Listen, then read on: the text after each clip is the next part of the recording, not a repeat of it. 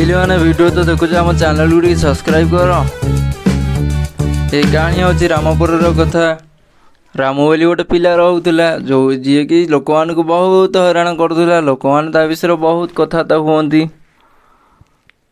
कि राम एक दुष्ट बालक। तो लोक मैंने बहुत कथबार्ता हुअती विषय। तो दिनकर कथा कि सी माँ सांगरे कथबार्ता हो जंगल आड़ को बाहरी गला गाई चरैया को। ता माँ बहुत कथा बुझाए कि पुआ मिछ कथा कहबुनी। तो सब कथा शेष पर रामू जंगल को बाहरी गला गाई चरैया। तो गाई चर चर ता मुंडरे गोटे बुद्धि आसिला। आ से भाविया को लगिला कि लोक मानू केमिति हैरान करी। तो दिनकर कथा से लोक मान को हैरान करिबो बोली बुद्धिटीए पाचिला। गाई चरौला डाक छाड़ा कि बाघ खाईगला रे गाई को आस। तो लोक मैंने कथबार्ता होते से पाखरे जो कथा शुणी से जंगल आड़ को धाई धाई चलिले। बहु समय चली चली गला परे से जाई जंगल रे पहुँचिले। जंगल रे जाई पहुँचिकी देखे तो सेठार तो बाघ नहीं। तो लोक मानक मन बहुत दुख। आउ से पिलाटी ऊपर लोक मैंने बहुत रागिगले। पिलाटी कहला ना इनु बाघ तो थिला जंगल रे किंतु से तमे मैंने आसवा जो पलैला। राम जो थिला पिलाटी से मिछ कहला लोक मानक। लोक मैंने एक कथा शुणी दुखरे गाँ को फेरी गले। किंतु आउ दिनकर कथा राम सेमिति गाई चरौला। गाई चरौ चरौ पुणी ता मनरे बुद्धिटीए आसिला। से लोक मानू केमिति हैरान करियो बोली से बुद्धिर प्रयोग करिला। तो से कौन कला गाई चरौ चरौ पुणी थरे से डाक छाड़िया को लगिला कि गाई को बाघ खाईगला रे आस।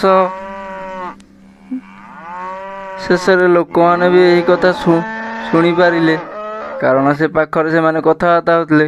यही कथा शुणी लोक मैंने पुणी थरे जंगल आड़ को दौड़ी दौड़ी आसवा को लगिले।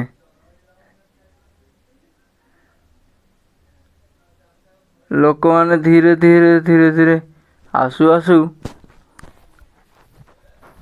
बहुत समय बीती जाए। लोक मैंने शेष जंगल रे जाई पहुँचिले। तो जंगल रे जाई पहुँचिकी देखे तो पुणी थरे से ही कथा कि जंगल तो बाघ नहीं किंतु राम पुणी थरे से दिन मिछ कही लोक मानू डाकी। लोक मैंने ताको बहुत गाली गले आ पार्टी भी कले। तापर राम उपरे लोक मैंने बहुत जोर से रागी गले। आ राम को बहुत कथा कही से जगारू से माने फेरी गले। पुणी जाई गाँ रे ता विषय बहुत कथबार्ता हेले। तो कथबार्ता हेबा फल समतिकर विश्वास राम उपर उठीगला। तो दिनकर कथा कि राम गाई चरौला गोटे बाघ आसीगला। बाघ को देखी राम बहुत डरीगला। आ पुणी थरे से गाँ लोक डाकिबा लगिला। किंतु ता कथा शुणी गाँ लोक माने गले नहीं कि गाँ लोक लगिला कि राम मिछ कथा कहूची। तो बाघ आसी सब गाई को मारी खाई देई गला। आ शेष राम मन दुखरे घर को फेरिला। सब कथा जाई ता जेजेमा को कहला। आउ शेष गाँ लोक भी ये कथा जानिया को पाइले। तो ताको बुझेले कि पुओ सबुबेले मिछ कथा कहवा भल नुह।